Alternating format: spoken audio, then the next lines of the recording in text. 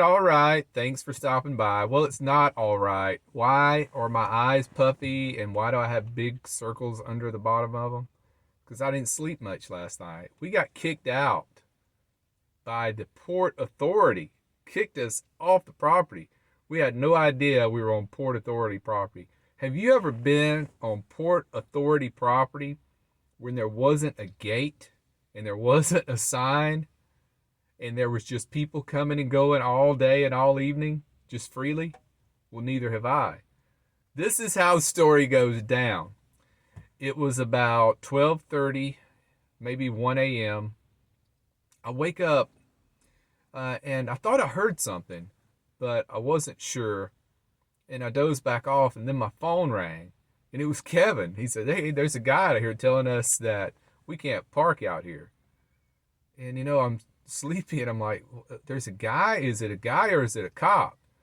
He said, "No, it's just a guy." I'm like, "Let me get up and see what's going on here."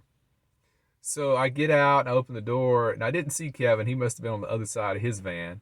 But I see a guy behind us, and he's in a security car, and he has a little security vest and a security hat. And, I say, "What's going on?" And he snaps at me just like that. "Can't park here." And he's writing everything. He's over at my license plate, writing me up. And I'm like, "Well, who are you?" He said, "I'm security for the Port Authority." I said, "Well, are you the Port Authority?" He said, "No, I'm security for the Port Authority." I'm like, "Well, do you have a badge?" He said, "No, I don't have a badge." He snaps at me like that. Well, Port Authority had their own police. So I said that to him. He said, "Well, this one is the only one that doesn't." And I said, "Man, I just don't think I can believe anything you're saying." I said, "You send somebody out here with a badge and I'll do what they tell me to do." And then Kevin comes around. He's already told the guy, he said, "I'm calling, the cops down here or something." He said, this is not right. Never seen a Port Authority security guard that, didn't have any credentials or something like that. So we hang around and wait, and it's getting close to 1:30 in the morning by then. It's freezing cold. This guy, the security guard, he's just uh, he's upset. Kevin had already just flustered the guy.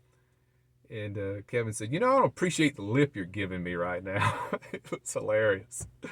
So when the cop pulls up, I knew how it was going to go down because they started talking, the security guy and the cops. I thought, oh gosh, they know each other. They're fishing buddies. And the cop's just going to go with whatever this guy says. And that's what happened. The cop come up. The cop was cool, he come up and says, "Yeah, can't park here overnight." And the story kept changing. First, you have to leave at sundown, and then it's you have to leave at 10 p.m., and then it's you have to leave at midnight. It just went all over the place. And Kevin just kept bringing up scenarios like, "Well, what if I just wanted to walk down here at 4 a.m.? He said, "Well, you could walk down here. You just can't park here." And he said, "Well, the sign doesn't say anything like that. There is no sign. There's a sign down here at an RV park that said camping only in the RV park. It doesn't say anything about parking." So at this point, I don't even know why we kept arguing with him, but we did. We wanted to get things straight. They could have avoided the whole situation.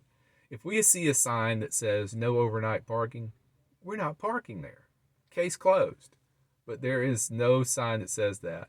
And then the security guy chimes in and says, "Yeah, we're running people out of here all the time." And I said, "Well, why don't you just put a sign up and save yourself the trouble? Or put a gate up and lock it, at 10 o'clock or whatever time that you're going to go with. Is it dusk? Is it 10? Is it midnight?" He couldn't tell. He was just all flustered, and he was just very emotional. I don't think he had ever been challenged on his authority. But the guy didn't have a badge. I got out, started videoing his car and his license plate just in case this was some, crazy person, you know, impersonating. But the cop said, "Yeah." I said, "Well, look, where can we park at?" He said, oh, just right there, like 100 yards away. And I said, why didn't you just tell us that from the beginning? We could have avoided this whole thing. We only had to drive like maybe 200 yards away. Found a place, totally legal to park, secure, better lit than the place we were in. It was actually a better place. That's all he had to do. But no, he just barking orders.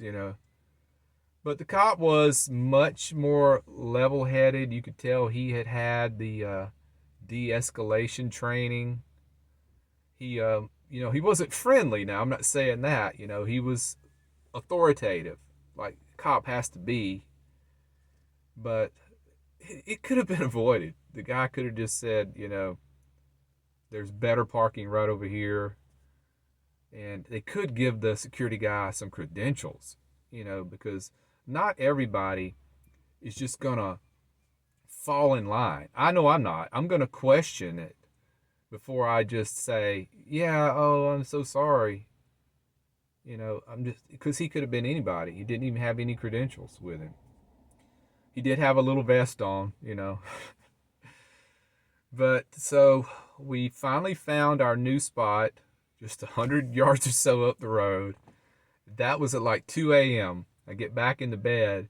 But at that point, after something like that happens, you're kind of wired up. I was freezing cold. I was shivering cold. And I guess I didn't get back to sleep till probably 3 a.m. And then I get up this morning at 8, and I really couldn't wake up. Didn't get out of bed till 9. And we just left the grocery store, got some supplies, and guess what? We're back here at the Port Authority, where we got kicked out of last night. That's right, we are defiant. We are rebels. We are lawbreakers. We are bootleggers. No, it's legal to be here during the day, so he says. I guess if he comes back today, and if he tries to run us off before dark, I'm going to have a big problem with it. And I'll actually video the whole interaction. I had the camera out last night, videoing it, but you couldn't see anything because, my phone camera just doesn't function well in the dark. But I got all the audio, so I think I'll hold on that for a few days in case he comes back today. Look at this mess in this place. This is what it looks like when you get kicked out of a place at 1 o'clock in the morning. You just leave it like this.